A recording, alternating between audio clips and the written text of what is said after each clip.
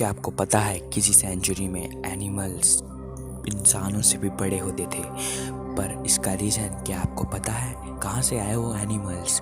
अब मैं इस वीडियो में आपको बताने जा रहा हूँ। अगर आपको जानना है कि वो एनिमल्स जो इंसानों से बहुत बड़े होते थे वो कहाँ से आए, उसका रीज़न क्या है, मैं इस वीडियो में आपको बताने जा रहा हूँ। तो वीडियो को लास्ट तक देखना। चलो मैं उनका एक एग्जाम्पल देता हूँ। जैसे स्नेल इंसानों से भी बड़े होते थे उस सेंचुरी में, वो कहाँ से आए, इसका जवाब इसी वीडियो में है। तो देखते रहिए इस वीडियो को। अगर आपने ये वीडियो स्किप कर दी तो आपके कुछ भी समझ में नहीं आएगा, तो ध्यान से सुनिए। उन बिग एनिमल्स का रहस्य हमारे मन में एक मिस्ट्री की तरह हो गई है। चलिए पहले हम नेचर की बात कर लें। नेचर से ही आपको धीरे धीरे समझ में आएगा। 21वीं सेंचुरी का नेचर लगभग अपनी एनर्जी को लो करता जा रहा है। अगर आपको एनर्जी को और समझना है तो ये वीडियो पूरी देखना। एनर्जी क्या है, कहाँ से आई ये एनर्जी, इसका जवाब आखिर कहाँ से आई ये एनर्जी, क्या आपको पता है? हाँ, मैं आपको नेचर बताऊँ। से आई है। नेचर ही है वो एनर्जी जो, अगर नेचर ही नहीं होगा तो हम नहीं होंगे। अगर नेचर की क्वालिटी अच्छी होगी तो उसकी एनर्जी की क्वालिटी भी गुड होगी। तो एनर्जी आपको मैं समझा देता हूँ। एनर्जी कोई भी हो सकती है।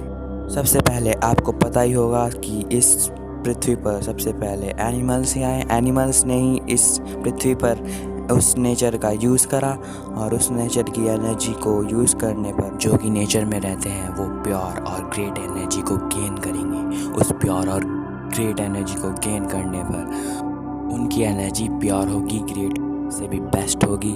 नेचर से प्राप्त हुई वो एनर्जी उनकी बॉडी में जाएगी और उनकी बॉडी बिग होने लगेगी, क्योंकि वो अपने माइंड का इस्तेमाल ज़्यादा नहीं करते, इसीलिए वो साइज़ में बिग होते हैं। वो नेचर से उस सेंचुरी की वो ग्रेट एनर्जी, बेटर से भी बेस्ट एनर्जी यूज़ करते हैं, पर यूज़ नहीं कर पाते क्योंकि वो अपने माइंड का ज़्यादा इस्तेमाल नहीं करते, इसीलिए वो साइज़ में इनलार्ज होते हैं। आपके मन में एक और सवाल पनप रहा होगा कि ह्यूमंस भी तो वो ग्रेट एनर्जी नेचर से प्राप्त करते होंगे उस सेंचुरी में, तो वो भी साइज़ में इनलार्ज होंगे। पर ऐसा नहीं है, क्योंकि ह्यूमंस अपनी माइंड का ज़्यादा से ज़्यादा इस्तेमाल करते हैं बिग एनिमल्स के मुकाबले। मैं ये बातें उस सेंचुरी के बारे में बता रहा हूँ जिस समय एनिमल्स बड़े होते थे और इंसान उससे बहुत ही छोटे होते थे। एंशिएंट फ़ोटो में तो देखा ही होगा कि एनिमल्स जो कि स्नेल छोटा सा था उस सेंचुरी में कितने बड़े होते थे, और इंसान कितने छोटे होते थे उस स्नेल के मुकाबले, क्योंकि उस प्योर और ग्रेट एनर्जी की हेल्प से जो कि नेचर से मिली है वो ज़्यादा से ज़्यादा इस्तेमाल करते थे ब्रेन से। वो एनर्जी उन्हें नेचर से मिली थी, आप उसे ग्रेट पावर भी कह सकते हैं, जो मैंने उन दूसरी वीडियो में बताया था।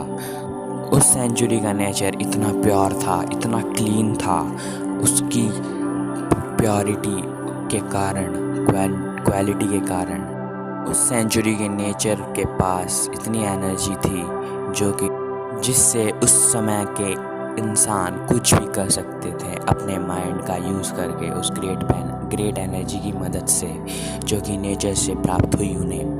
ग्रेट एनर्जी किसी की भी फॉर्म में हो सकती है, वो एक फल के फॉर्म में भी हो सकती है, वेजिटेबल के फॉर्म में भी, पर उसकी प्योरिटी और क्लीन और इन्वायरमेंट में वो जो प्योरिटी है, एटमॉस्फेयर में जो प्योरिटी थी, उसकी मदद से वो अपने ग्रेट एनर्जी को यूज़ कर सकते थे, क्योंकि उस समय का अर्थ बहुत ही प्योर क्लीन हुआ करता था जो कि ग्रेट एनर्जी को पैदा कर सके। इसीलिए ह्यूमंस छोटे होते थे और एनिमल्स बड़े होते थे।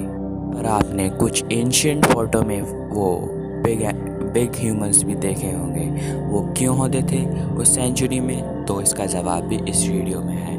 हर एक ह्यूमन एक जैसा नहीं होता, क्योंकि उसमें अलग अलग फीलिंग थॉट होते हैं। उस सेंचुरी में जो बिग ह्यूमंस होते थे वो बहुत ही आलसी होते थे। वो अपने ब्रेन का इस्तेमाल नहीं करते थे, माइंड का इस्तेमाल नहीं करते थे। बस वो नेचर की एनर्जी को गेन करना चाहते थे, बस अपनी एक सिंपल लाइफ जीना चाहते थे। तो इसीलिए वो साइज़ में बहुत ही बड़े हो गए हुए करते थे, क्योंकि वो उन ज़्यादा से ज़्यादा क्रिएट एनर्जी जो कि नेचर से मिली है उन ह्यूमंस को, वो उनका अच्छे से इस्तेमाल करते थे। पर ऐसे ह्यूमंस जो उस एनर्जी को यूज़ नहीं करते थे, वो साइज़ में इनलार्ज होते थे। तो इसीलिए पर आज के समय में उस बिग ह्यूमन का होना लगभग इम्पॉसिबल ही है, क्योंकि यहाँ पे जो एनर्जी नेचर में मौजूद है वो मिटती जा रही है, वो अपना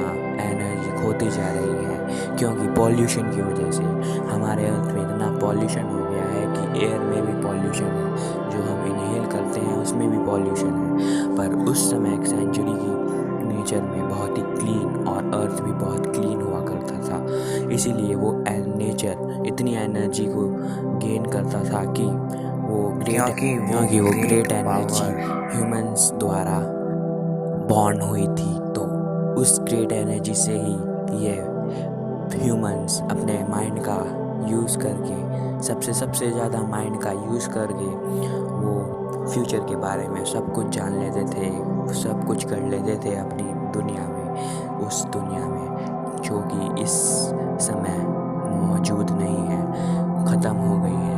और आगे चल के ये हमारी अर्थ की प्योरिटी भी ख़त्म होने वाली है, और कहीं से कहीं घातक बीमारियां हमारे अर्थ पर पहुंचने वाली हैं, जो कि हमारे लिए बहुत ही संकट का कारण हो सकता है।